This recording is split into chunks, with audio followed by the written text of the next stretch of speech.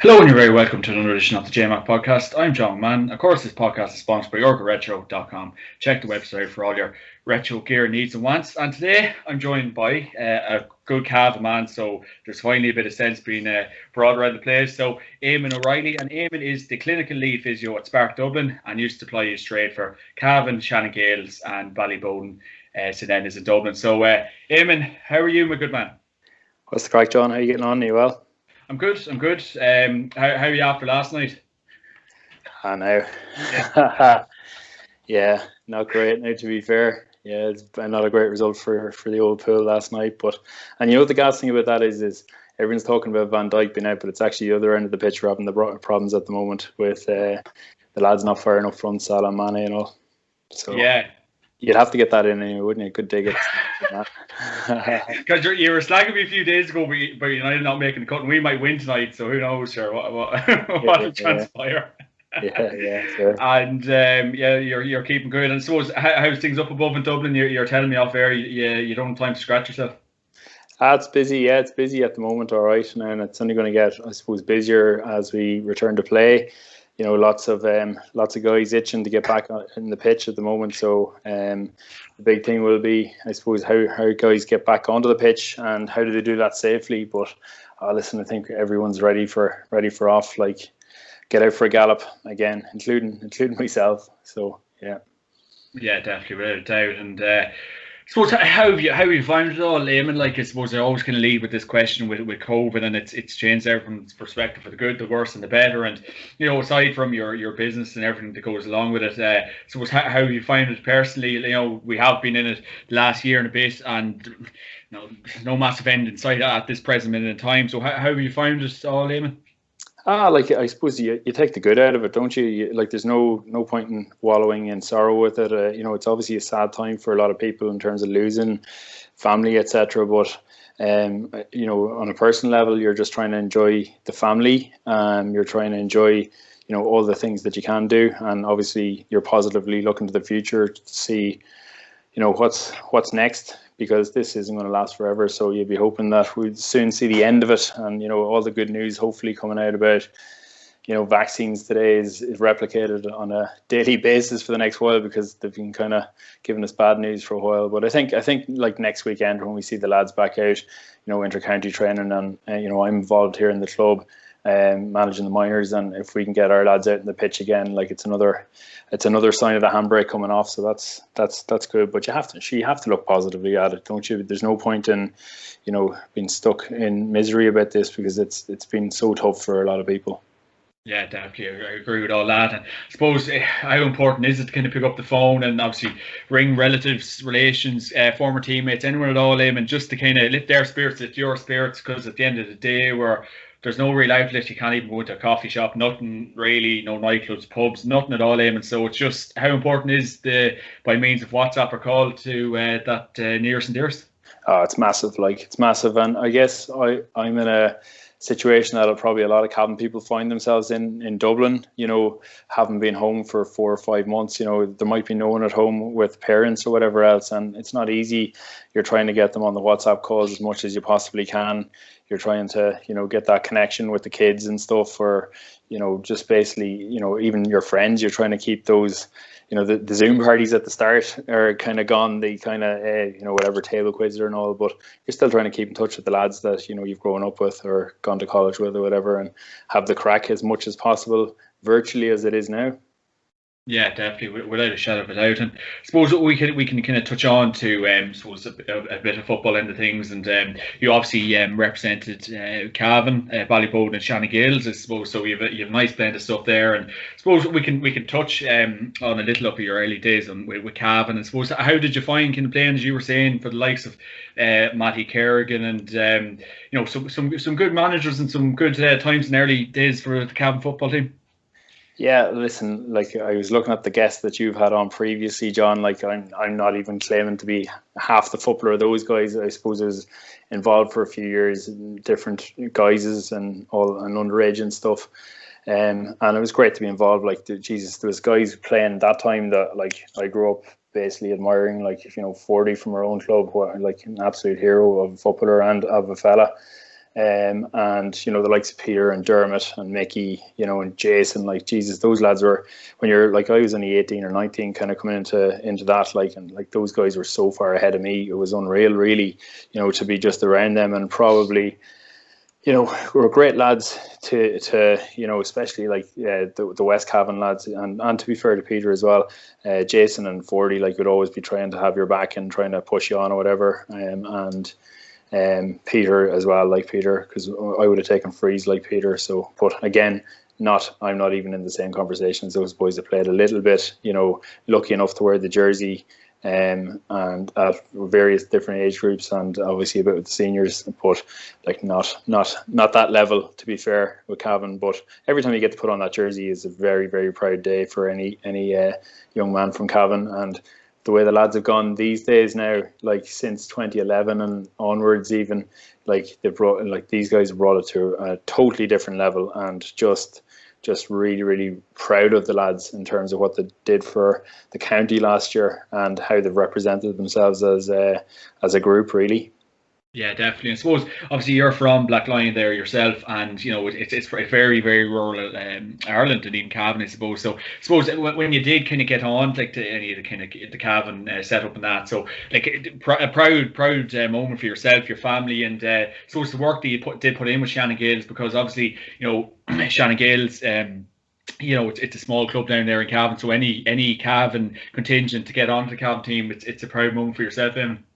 Yeah, big time. Yeah, it definitely was. Now, Fordy was leading the way with that. He was there and he was doing it all the time. And just pure performance. And if you look at Jason, even after, Jason has been absolutely phenomenal for Cavan the last couple of years, and quite a consistent performer over a long period. But yeah, definitely, it's proud for everyone in the club. We're a tiny club down there, but a lot of really good people in Shannon Gales, as and put their heart and soul into it. So it's just it's gas to see the numbers that you're dealing with up in various clubs up here in Dublin compared to what we were dealing with at home. But by God, the guys that are involved in the club at home, they really, really put it in. And I suppose if all you have to do is look at our grounds down there and stuff, you see the pride of the parish really is the grounds, and what they've done with the stand and everything. It's just brilliant, to see that. Yeah, I suppose, and when you were kind of I'm kind of interested when you were kind of playing for Shannon Gales throughout the years, and obviously probably a junior football for a lot of it. Did you kind of ever feel that kind of added pressure on yourself to kind of perform consistently? Because obviously yourself and Jason McLaughlin and Nevin O'Donnell, kind of players like that, did you always kind of find that bit of kind of pressure on yourself to perform for Shannon Gales week in, week out? Because I suppose if you weren't performing up front, the scores might have been hard got. Yeah, I suppose you're always trying to do your best for the team, but there's lots of other lads that would step up on different days. We would have had a lot of good footballers there, that would have been in the middle of my career, you're probably playing with at home, you would have had probably 3 or 4 lads playing with the Cavan 21s. You would have had Aaron O'Hara, Nevin, Jason, who else? There's definitely 1 or 2 more. I'm probably missing 1 or 2 more. I'm definitely missing 1 or 2. But there's a lot of lads there that are now gone away to different parts of the world, and those guys always stepped up as well. So there's a lot of good footballers down there, and it's just keeping them together is the biggest thing. But yeah, I suppose you're always mindful of trying to push the group on when you're playing, and maybe when you're involved with a Cavan setup, you're definitely going to try and take the bull by the horns and push a little bit harder with the club, and try and basically we're trying to get a junior for all of my career, and you get close, but just we didn't get over the line. Yeah, definitely. And I suppose I was kind of remarking to Ger Pearson and Mark McKeever there a couple of weeks ago on the podcast too, staunch Cavan men, and obviously you would have played against and with them over the years. So I suppose when you do kind of look back on your kind of Cavan days, and you might have had a good league campaigns and Ulsters, but when you do look back, and I know you were part of good Cavan teams, but were you kind of disappointed maybe you didn't maybe tag on an Ulster title or maybe a couple of league titles in your spell with Cavan? I guess in terms of that, the one that probably got away from us the most, I think, would have been, we had a 21s team, and Michael Brides is the captain of it, and we had a really quality team, and Ger and Mark were both on that actually, and Ger was absolutely phenomenal for us. Like the jerk was just like literally give him the ball and he'd put it over the bar for you every day of the week. And there would have been a lot of good players in that, like all the Cavan Gales guys, Chesty, Adge, all those guys, and lots and good footballers. And we would have played that year. Philly Smith from Kingscourt was brilliant as well. Those years we would have had, I think it was like Armagh the first round, and then you had Donegal in the semi-final, which would have had all those guys like McFadden, Dunyan, all those guys, really good. Cassidy involved with them. We got over the line against them, and then the final was against Tyrone. So this was the year before Tyrone won the All-Ireland. So they would have had Muggsy and McAnallen and all those guys. And with that team, we were due to play them, and I still think we would have beaten them if we had got them first time round. But foot and mouth hit, so that game wasn't played until like after the summer. But we played the All-Ireland qualifiers that summer down in Limerick, and Bridesy was captain, Michael Brides, and he broke his leg really badly in that game. It was a horrendous break. Like, he was in hospital for weeks and weeks after, and we just kind of lost that momentum at that time point. And if I was picking one that got away, that would probably be it. I was in the panel at the time of the National Division 1 National League final against Tyrone. Back in, I think that would have been 0-1 maybe, or 0-2, could have been 0-2 as well actually, but like Tyrone absolutely walloped us that day. They were way ahead on the day, and that's probably the biggest one. The time with Cassidy and McElkennan, like, it just wasn't clicking right, so we were just not at the races in terms of like being competing for Ulster around those years, so that's probably that. But yeah, that 21s one was probably the one that I would definitely look back on. Yeah, definitely, without a shadow of a doubt. And so we can kind of touch on like Shannon Gales. It's a terrific setup down there, Éamon, and many time we would have played and watched games in there. I can even remember the pitch opening years and years ago, and it's a terrific wee club down there, I suppose, Éamon. And I suppose you did, it's like anything else. You have a career and you've your life to look after as well, and you had to fly from the nest. But like, how special of a club is Shannon Gales down there in Blackline? Listen, there's, like, as I say, like, we've probably member-wise, we've very, very little in terms of comparison to other places in Cavan. Membership will be small, even our senior team. Like, Dad is always a good man he always claims he's put out two teams every time he's involved with Shannon Gales. Now, if you went after the team sheets in those two teams, you might find some similar names on them at times. There's definitely certainly when I was playing, there was definitely times there you could see, because back then, probably still is the case in Cavan, that you'd play the one game, the first game first, and then the reserve game afterwards. Yeah. And you always made the most of what you had in terms of player wise, but like, it did mean everyone got games. But in terms of the people in the club, like, unbelievable people in the club, and work so hard for the club, because like, it's, when you're in a bigger club, it's easier to pass the buck a little bit, but like, the buck keeps coming back to the same people in Shannon Gales, and they keep delivering all the time. So it is a super club, like, and it is, it's much different for us, I suppose, down there in comparison to, say, even Belturbet there, in terms of your closeness to Cavan and what you feel in terms of Cavan.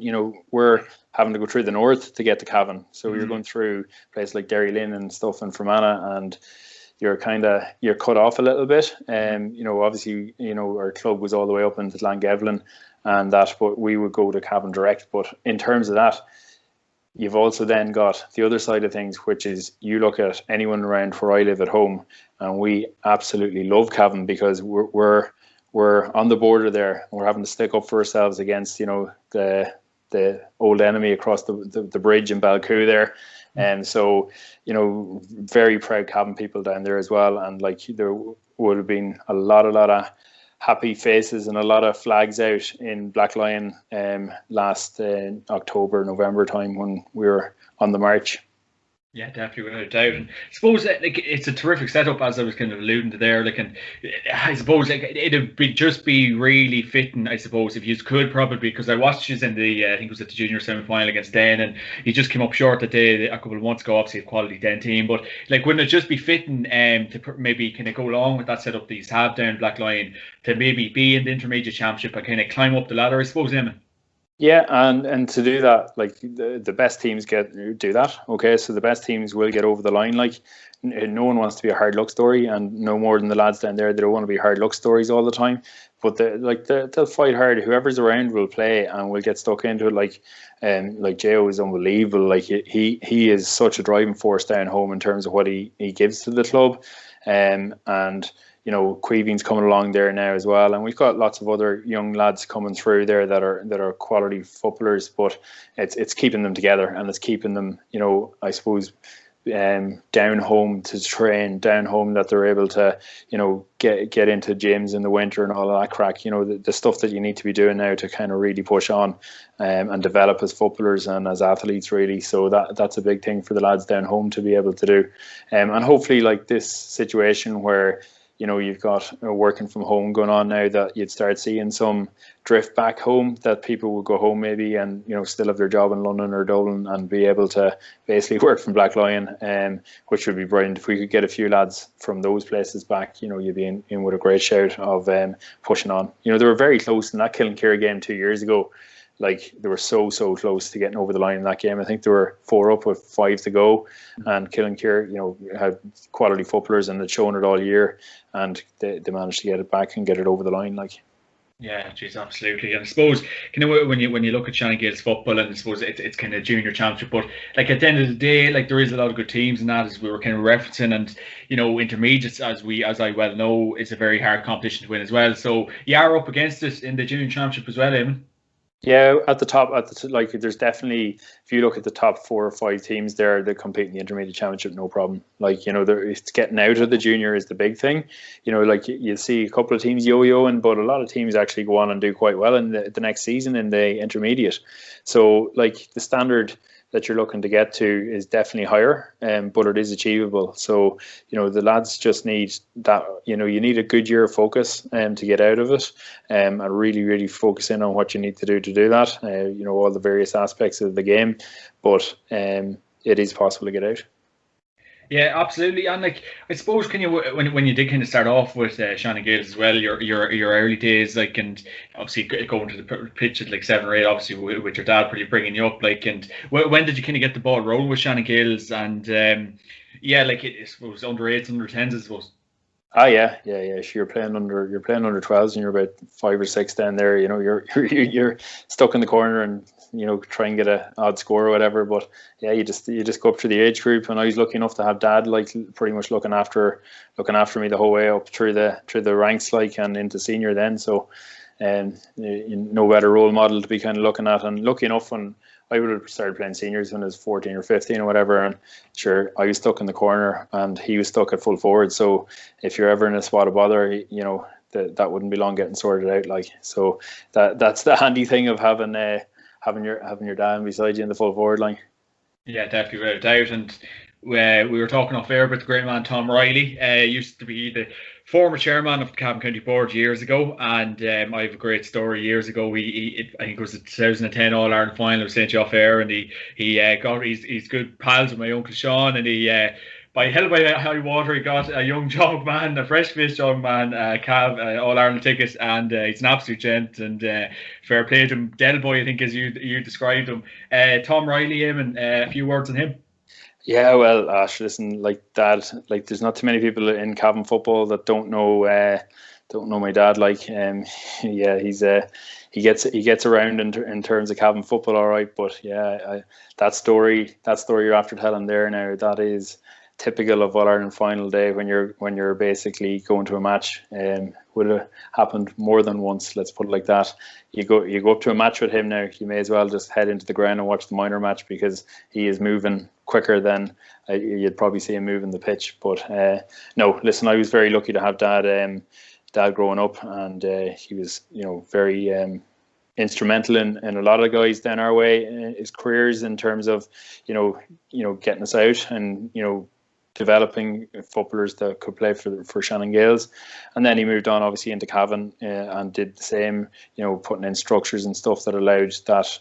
He was very lucky to be the chairman of that basically run of under 21s, and really that minor, I suppose we would have had Nevin and I don't know if Jason was on it. There's definitely a few lads from Black Lion on that or from Shannon Gales on that minor winning team with Killian Clark and all those guys, and then the 21. So Dad was lucky to be in the chairman job at that stage, and he may be from Mayo, but he's got a lot of passion for the blue and white as well.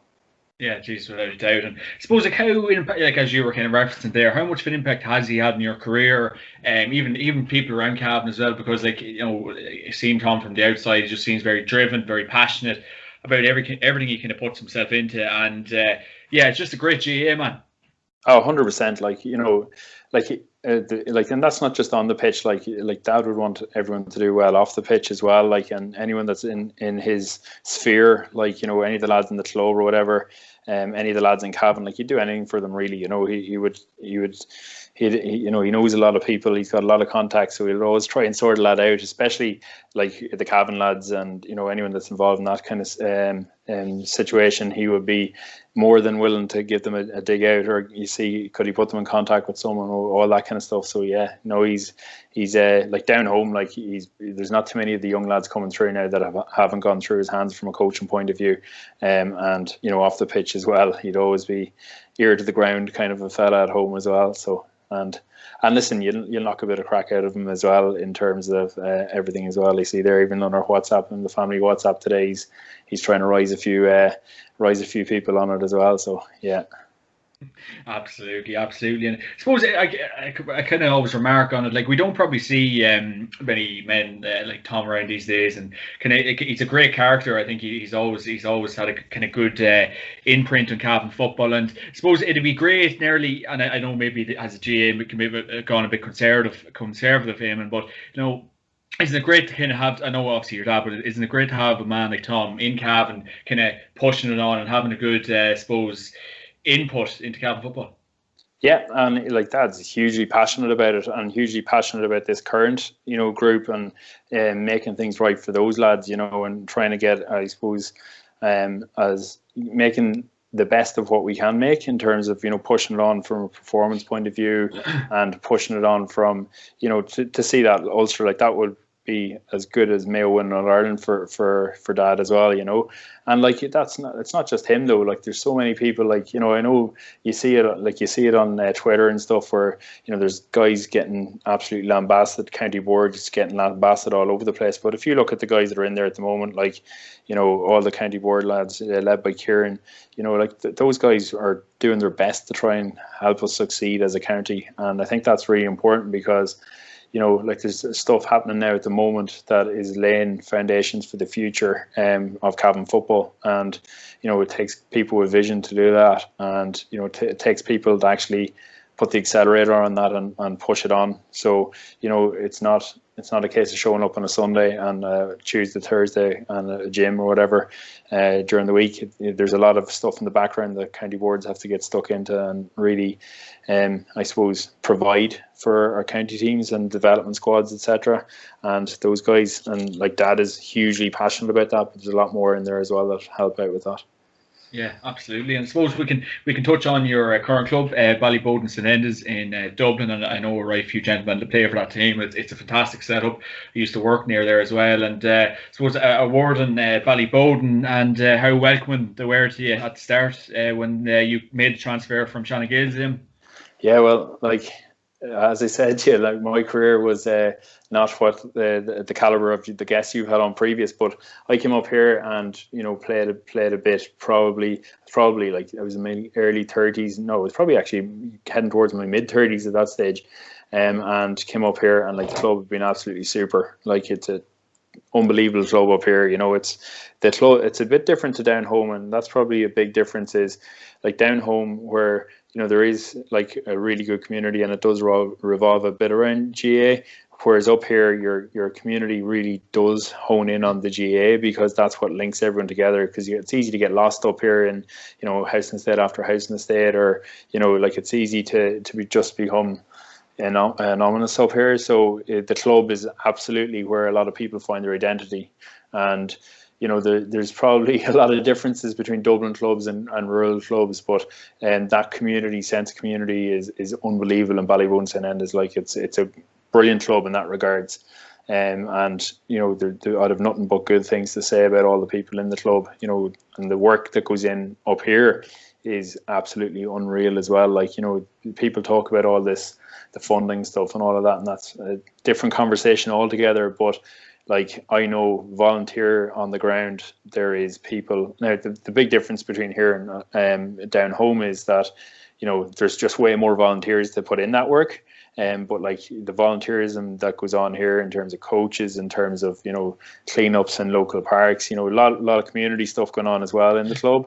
You know, there's Kiltree, Conch, there's like different clubs within the club. And like, it's just phenomenal that what people put into it. Like, you know, it's really, really positive. And lucky enough I've been up here now, like probably in the club for, you know, probably 7 years maybe. And out of that, like, there's been like county final every year between the football and the camogie and the hurling and the ladies football. And you know, you know, that's always, you know, a great boost to any club, is to get to county finals and push on in those as well.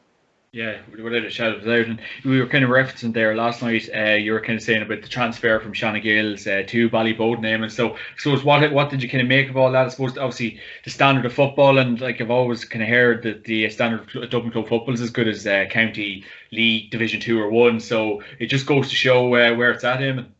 Yeah, that's a huge difference. So when I came up here first, Andy McEntee was over the seniors, and that year I would have played championship down home. So I would have like essentially just gone in and just been like training fodder for the lads in terms of, you know, just making up numbers for 15 on 15s and all that. On that run, they went on to the All-Ireland final. So, you know, that time, like, you know, there was, you'd have like 15 on 15 under lights there, and there were huge games. Like, you know, there were like, it's inside in the club to have that sort of level of football, you know, but there's fantastic players around to allow you to do that, you know. So like, even going into like, say, so the Dublin club football, like, you know, there's like the speed of the game up here is so quick, and it's also a different type of football. So like, I look at the training that is done up here versus the training we do down home. Like, it's a lot more, I suppose, football based up here, and less, I suppose, like, I remember like down home, like, you'd see a lot of tactical stuff, you know, a lot of defensive stuff, which is kind of thankfully going out since, you know, Mickey's really come in, and it's kind of been pushed on in that regards. But like, there's been a lot of change in that regard all over the country. But like, up here, it's football. Football is king,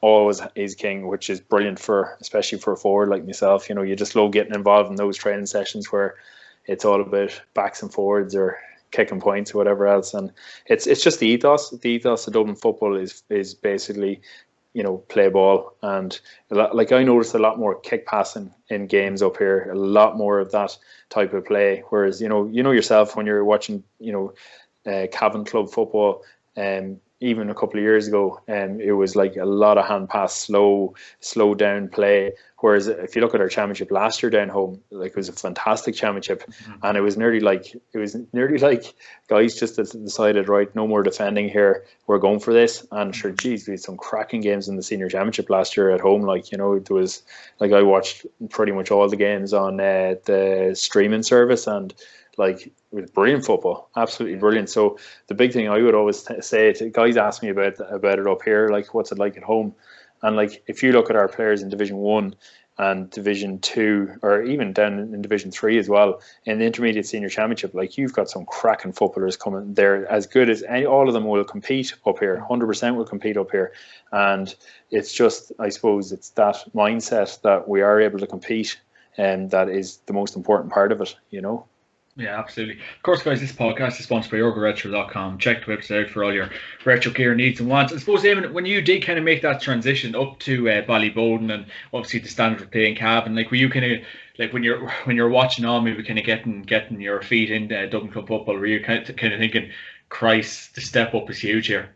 Yeah, well, like I probably played most of my football up here, nearly pretty much, when I was playing was with our second team, which would be the intermediates, and that was like Division 3 in up here, so Division 3, and like it was quicker than it was definitely down home, but like I would have played a very minimal like stuff at senior level up here. So we played as part of like senior B championship team up here that won the championship. We played Raheny and stuff and like that. Like that's not even comparable. But I guess it's not comparable for me because I'm coming from Division 3 Junior A in Cavan to, I'm comparing that to that, which was essentially a senior championship. It was the losers of the senior championship games that were in that, and you're playing against like Fenton and Howard and those guys are playing in that game now.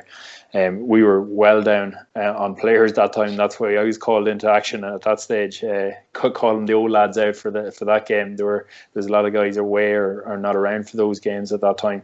But lucky enough, we won that senior championship, senior B championship, which would be essentially all the losers from the first round in the senior A championship went into that. But yeah, you're like when you're playing against the likes of Fenton and Howard versus playing in Division 3 in Cavan, or even in Division 2 in Cavan, I would say. But I guarantee you throw in, G or some of these guys in against those lads and they'll compete all day. Yeah, absolutely. And I suppose, like, what did you make for the transition? Because we know Tom Hayes, a good Cootill man, has gone up and played for Ballyboden, being very successful with them. And so, what did you make of the transition? Because at the end of the day, you're coming from a small rural place, as in Black Lion, and you're, Ballyboden, one of the best club teams in Dublin. Yeah, all you can do, and the club will help you with this, like, is immerse yourself into the club and try and offer as much as you can to the club. So obviously, through my background, it's pretty easy to do that because I'm based in the club, in kind of down in, just locally here, and the clinic is actually in the club, like so. Basically, it's easy for me to immerse myself into it. I was also very lucky that I had worked with the hurlers in Dublin here for the guts of 10 years, and we had 10, 12 Ballyboden players on that setup, so I knew all the lads really well. But if you look at the likes of Tom coming in, Tom Hayes and these guys, and Josh and stuff, like those guys have just thrown themselves at it as well. So like you see guys coming up to Dublin, and if you don't immerse yourself and get stuck into it, then you'll just get lost. So, but if you get stuck into it, like the boys are unbelievably spot on. So there's no issue there. They just want to see, are you committed to the club? And I'd say coming in into the senior A panels up here, if you're not showing that you're committed and doing that, you're wasting your time. And you see guys bouncing. I've seen it with 5, 6, 7 lads that have come into senior A panels here in Bowden and just gone straight away again. So you have to immerse yourself. But that's the same with anything. Like if you're looking to really push on, you gotta get stuck into it.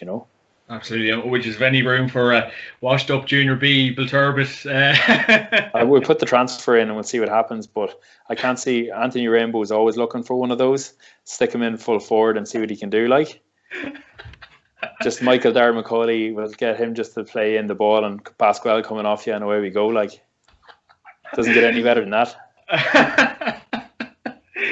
Christ, blessed Savers. I wouldn't put them through the torch of it. And I suppose, Éamon, we can touch on your work with the Dublin Hurlers. I'm intrigued by that. I would have seen you on the TV a few times running onto the pitch and playing your trade. So what have you made of all that? Great experience, Éamon. Yeah, it was good crack. Now, like I guess that would have been my first big look at, I suppose, top level kind of suppose top level sport from a physio point of view. So we started with the guys in 2010 and the King obviously was along the two of us did it. So that was great crack. 2011 won the National League straight away, which is the first time in like 60 years or 50 years for Dublin. So it was like kind of one of those markers in the sand. And like, sure, we had great crack along the way. Like we were training camps in Portugal. I heard it was gas. I heard one of the lads, Paul Ryan, who's here in the club, telling a story about some of the trips away and the crack that we had in those. There's one story in particular, where the boys, we had Michael Carruth with us over in Portugal on the training camp, and it was the time Sky Sports were coming involved with the GA, and Paul Ryan decides to ring up Carruth, pretending to be, I think it was Tommy Carlisle was his name. So Tommy Carlisle was looking for the inside scoop on the Dublin hurlers, so he had this big English accent on him anyway, and he managed to convince Michael that he was doing a full-blown interview for Sky Sports, and then played it at the end of the training camp. And sure, Michael was mortified, and he still claims that he knew it was Paul, but he didn't. And one of the other coaches as well, caught it lovely as well, Tommy Dunn, who's actually with the Tip seniors now at the moment.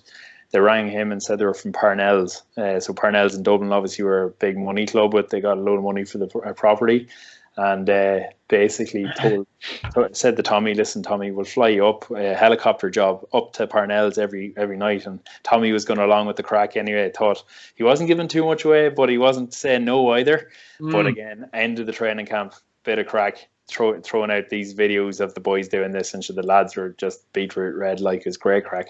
But and there's numerous other stories from those camps, but a great bunch of lads, and lucky enough to be involved with Daly for 4 years. And sure, he was an absolute hero to the lads, growing up. If they're looking at, that Clare team in the 90s would have been a big, I suppose, draw for a lot of the lads, even Liam Rush there as Clare roots and stuff. And Daly was he was this guy coming up to look after the boys, and Daly became a dub essentially, in terms of the hurling. And I suppose a bit like all of us, we kind of culturally got involved with the hurling side of things. You can be a Mag Cavan football man, but it was easy to translate to Dublin hurling. And it was actually funny because the trajectory of our 21s teams at that time was along the same as what it was for the hurlers. Kind of getting better all the time.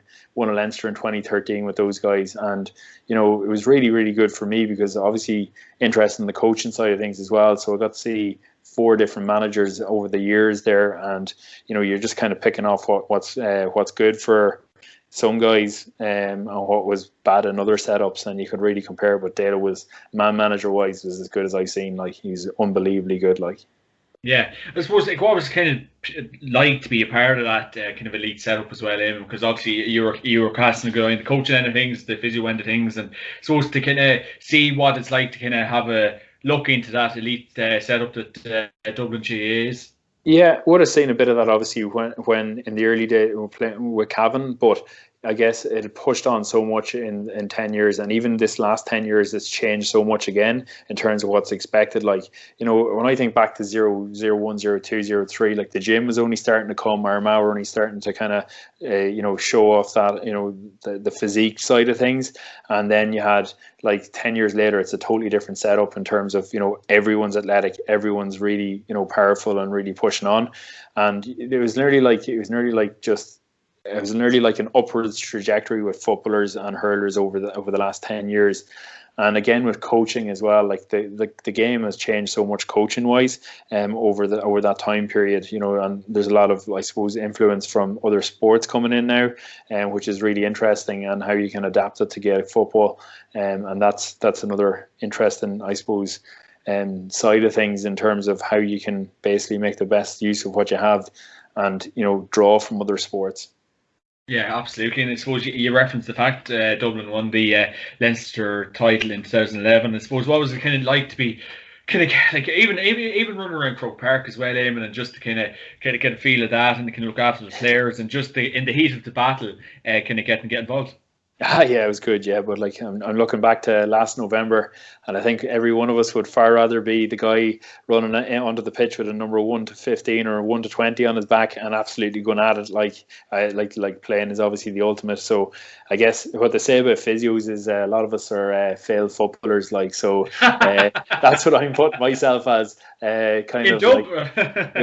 What's that? I don't know, maybe in the Dublin Club Championship. Yeah, so there's a lot of guys out there that are physios and they're mad into the sport, and that's how they end up in those roles. But the big thing with those things is like when you're a professional, you're a professional. So you're going into that setup and you have to nearly detach from that stuff. You have to detach from the players a little bit as much as you possibly can, while still, understanding the players that are in front of you. And like because there are big calls you have to make along the line, in terms of both in game and pre-game, post-game. That's really important that you're able to do that. And if you're buddy with someone, you can't do that. So you have to kind of detach from that and make the best call for the team rather than for an individual, and say, yeah, you're good to go when you're not really good to go at all. But yeah, it was good. It was good to be involved in that sort of setup. And obviously the international rules was another level again, because you're dealing with the best footballers in the country then. Yeah. And I guess with definitely a football hat firmly on my head all my life, to be involved at that level was really interesting to see what those boys are bringing out, and those guys are different gravy altogether in terms of preparation, in terms of, attitude, all of that stuff. That's really, really big emphasis on that. Yeah, absolutely. And I suppose you referenced the international rules, and we've had kind of Cavan representation. Like I think Nicholas Walsh was given a hand one year. Barry Waters was doing analysis and everything that went with that as well. Éamon, so what was the international rules like as an experience and to learn and develop yourself as a person? Yeah, so like I was involved with an international rules team probably 3 times now. So would have been involved back in 2011. Enda was kind of leading it in 2011, and he got me involved with it. And like McGeaney was involved in the coaching there, and like some of the stuff they were at in training was absolutely was raw. Like it was pure raw. Like they were going after the tackle big time back then, and really, really interesting to see how the likes of him operated. In 2015 and 17. It would have been Joe Kernan managing, and would have picked up a fair bit of stuff about how Crossmaglen would have played football and their thoughts on football and that actual football ethos that they have in terms of how they move the ball, etc. And a lot of the game plan evolved around the Crossmaglen type way of playing in terms of a lot of use of the kick pass, and a lot of use of space and a lot of use of movement.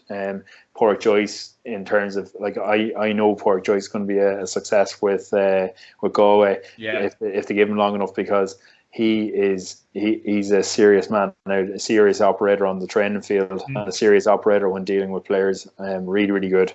And then we would have had like Dar Houchet involved in that as well, and Anthony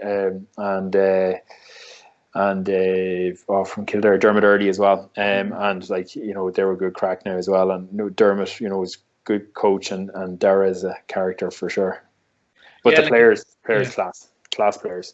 Yeah, absolutely. And I suppose like when you kind of look at it, and probably from an outsider looking, we probably know F all that's going on. But like when you do kind of like with the Ireland international rule teams, you wouldn't have thought the training was as intense and hard. But apparently, word on the street is, and a lot of players have referenced, it's very hard. To train hard, and it's actually not just a bit of crack. It does seem to be taken very seriously, Éamon. No, yeah, like they're going up for like you had Danny Hughes on there last week or the week before, and like those guys are putting in serious effort. You're training on a Friday night and then again on a Saturday morning, and you might do 3 or 4 days in a row. Like if you look at the Gaelic footballers of today, there's generally lots of rest in between games and all of that stuff. So that's pretty intense to go after that. But you also have to realise that the bar has been raised again, because you're dealing with probably 40, 50 of the best footballers in the country, and they're all vying for 24 spots essentially. So like those games are intense, and you see the preparation that goes in. Like there was training on Friday night, there might be a big match on a Friday night. Everything's been tracked. Like there's no hiding, and there's statisticians everywhere, statisticians everywhere, and basically they're like everyone's going after the squad place, like, and it is dog eat dog, like, and it's reckless at times in terms of what boys are at, like, intensity wise, it's very, very intense. But it's got to be like that because it's a massive opportunity to represent your country, so everyone's going to go after it. Yeah, I suppose when you were kind of setting off and kind of obviously asked to kind of do your work for the Ireland International Rules team, like, and I suppose when you were kind of setting off, were you kind of like, right, learn as much as possible here, get as much experience, and just really bounce off a lot of these lads, because at the end of the day, you're after referencing the likes of Dara O'Shea, that was helping out Dermot Early, legends of the game, Éamon. Yeah, 100%. But like, you're having to bring your A game to that myself, like, so you're prepping yourself, like, even though you're not playing, you're not training, you're having to bring your A game from a physio point of view, because those guys will not suffer fools, like, so you have to be prepared in terms of your own work first of all. Like, yes, it was always good to watch what was going on coaching wise and see can you pick up anything that would come in useful in the future, but like, realistically, you're there to work and you're there to fulfill a job, and you can't really be, looking around at all these lads thinking, Jesus, he was a serious baller or whatever else. The boys expect it, the players expect it, they expect you to be on your game. So that was probably number one when you're going into that kind of setup, and any setup, to be fair. You can't really, when you've got a role like that, you have to go after that role, and anything else that you take in is a bonus. Yeah, I suppose, how much have you enjoyed over the years, and you're obviously still at it, how much have you enjoyed working with the Dublin hurlers, working with the Irish international rules team, and all the experiences for you, and it's I suppose really good times for you? Yeah, the involved in elite sport like that is really, really important for someone, for me, like, and for lots of other people. And obviously the best buzz is winning, but there's also a lot of friendships that are made along the way and stuff like that is actually, that bonds you with those guys for a long time. And so from a physio point of view, like, that's where you want to be at. And sustainability of that is not good, because, like, you're talking 30-40 hours a week. There's a lot of work goes into that, in being involved in any elite setup, like, and people don't see a lot of it. They see you on the sideline on a Saturday or a Sunday, and that's it. But there's a lot more that goes into it during the week that you kind of have to commit. You're as committed as you are when you're playing, like, and that's the big thing with it. But Nowadays, when I look at what players are putting in and what they have to put in to succeed, like, I see it here with our own lads, like, in Bowden, and like, the boys at senior club championship level in Dublin are phenomenal workers. Like, they are going absolutely at it all the time. Like, obviously, like, I see, some of the lads putting in, like, the sessions that they've done, or the times they've done, in terms of the running sessions on their own, like, stuff that's not easy done, like, but if you want to compete up here in championship, you've got to do that. And if you look at our own lads, I had one of our own lads in today in Cavan, like, and again, same crack, just putting in the work on away. It's all about what people don't see. That's the work that's been done, the away from the bright lights. That's the work that the lads are putting in, and it's it's what you have to do if you want to succeed, like, and compete. Yeah, absolutely. And I suppose, like, it'll be interesting to get your perspective on it, and obviously the commitment involved within GA at the minute, and you're obviously into your performance and keeping lads on the pitch. So what have you made of the commitment over the years, and obviously you were involved with it for Cavan and various teams over the years, but do you feel it's a bit through the roof? Does it need to be done to be at that high level, or like, what do you make of it all, Éamon? Yeah, so I guess my thought process on it is that the training games ratio is wrong. So we've not got that right. I do think that we're coming into a period of change in the GA now in terms of what's happening. So this split season, I think, is going to help that a lot. It does mean, and I'm not sure people realise this, that you're not going to see a lot of county players playing league matches for their clubs, because the club season is going to start March, April in Cavan probably, and go on through the summer, and you won't see Cavan lads really until it's over, until Cavan are over.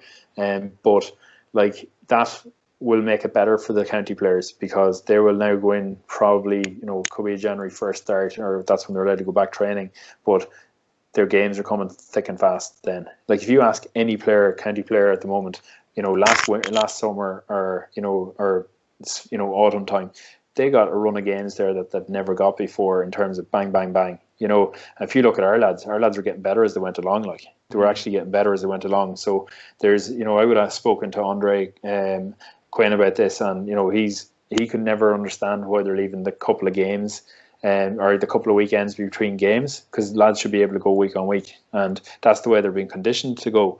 And I think if we can get that better in terms of that training game ratio, it's a much more enjoyable sport for inter-county players to get stuck into and really go after, because it's definitely an area for development in the GA. Yeah, jeez, I agree with all that, and it's funny you mentioned all that, Éamon, because like I was only talking to London manager there today, Michael Maher, and he was kind of saying like if he adapted that approach of 5 or 6 days a week, and he just wouldn't have a panel, he wouldn't have a team, and the lads just wouldn't commit to it. So, do you think GA managers have gone over the top in the last couple of years, Éamon? Well, there's no doubt about it that certain managers have gone over the top, but if you look at some of the more successful teams, that's like if you look at Dublin, like I think you'd be shocked at how little training Dublin are doing compared to what people might think they're doing. Don't get me wrong; they're training extremely hard and extremely intensely when they are training. Now I have absolutely no idea what they are doing, obviously, but there's no question that the balance is better there. And what you'll see with that is you'll see a lot more players on the pitch as a result, because you're not, being overtrained essentially. So like there's a lot of injuries obviously that come about from, overtraining, etc. So that sort of thing is definitely an issue. But keeping players fresh is like for me would be number one priority. If you're fresh coming into a game, you're fit, you're healthy, and you're hungry, then you're in business, aren't you? Like that's the big thing. But yeah, 100% agree that there's been overtraining going on. Yeah. Yeah, absolutely. Of course, we can touch on your role. You're a clinical lead physio in Sparc Dublin, and I suppose when did it all come about, Éamon, and how are you enjoying it? So I have a bit of a different path into it all. So I actually went to uni in Galway first and did information technology, which is IT, and I knew it wasn't for me straight away. So I finished that degree anyway, got it, and out the gap, I knew I was leaving in my final year. I went to the UK and did physio over there in Sheffield, and then did my master's over there as well, and basically got into it that way. But like I suppose I'll be more of a people person, and I think it was always going to be a role that suited me better. And I always had a passion from the musculoskeletal sports side, and that kind of came through over the years into getting involved in sport, obviously, and had good number of years in sports surgery clinic, working mainly in hip and groin, a lot of hip and groin.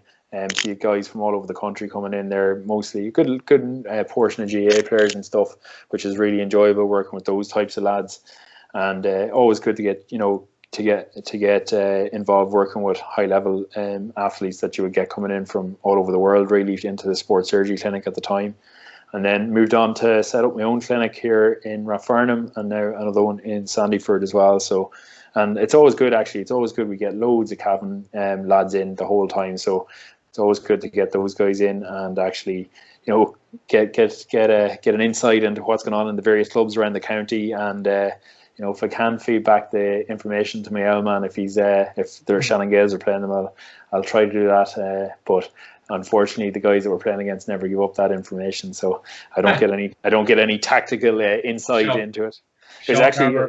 It actually went the wrong way on me there 2 years ago, because I had a few Kill and Cure guys knocking around, and they obviously got well before now Shannon Gales were playing them, and even there's one or two other clubs as well that came up against Shannon Gales, and you're absolutely busting your backside to get them back for games or get them back to the season or whatever, and then it comes back to bite Shannon Gales in the ass later on, which is never good. But it's obviously all you want to do is see lads fit and fighting fit and competing in football. So and girls obviously as well, get loads of Cavan girls too. So but you want to see them. You want to see them getting back in the pitch, and there's nothing better than that. And that's probably a big thing for us as well in our profession, is actually seeing someone performing after coming back from injury, and that's a big thing. Like, absolutely. And suppose when you're younger, obviously you said you were doing that course in Galway, but like when you were kind of playing in your playing days, were you always interested in them kind of injuries and kind of working with players and getting people back onto the pitch? Because obviously in your playing days you would have seen a lot of injuries. You probably got injured yourself a fair amount, whatever. Like, was it something that always interested you, Éamon? Do you know what, it kind of was, but like I would have been first exposed to like Éamon O'Reilly and especially Ronan Carlin, and I would have spoken to Ronan a good bit. I got on very well with Ronan always, and would have bounced stuff off Ronan, and And then obviously myself and Adja are obviously, good mates and stuff. So we'd always be bouncing stuff off. And he was ahead of me because he went straight into kind of physio, and would have always been on to him, like what's going on, or, what's it like or whatever. And then got into it. Thankfully never had any massive big injuries or anything like that. But I was always interested in, certainly, that's where I could see it going. And don't get me wrong, I had 4 good years down in Galway having the crack, which was a bit of my downfall, I would say. But we had a good old freshers team, and some good teams down there. Probably got a couple of 2 or 3 All-Irelands out of Galway, with like we call McFadden and boys like that playing my age groups, which is good crack as well. And like their memories you'll always have, and fun you'll always look back on with those lads when you meet them out and about. Absolutely. And of course, guys, if you're ever in Dublin or Cavan, check out Éamon, Sparc Dublin. He'll not let you down. And I suppose, like, a word on the Cavan setup at the minute, Éamon. Ulster Champions 2020. I still need to pinch myself even saying that. I can't really believe it still. I was watching it there on Saturday night with my mate. We were reminiscing on it. I was nearly in tears seeing Ray Galligan lift the cup, and special times, Éamon. Like unbelievable. Like the night. The only thing obviously is that we weren't all there to enjoy it. But like the night, the one at I was up here in the house obviously, and we actually had 3 neighbours called to the house because there was children crying. There was people wondering what the hell's going on in that house, because I was absolutely roaring the house down. But it was the one time that the children had to cry it out, because you have to celebrate the success of that last year. It was just unbelievable. It was amazing, really.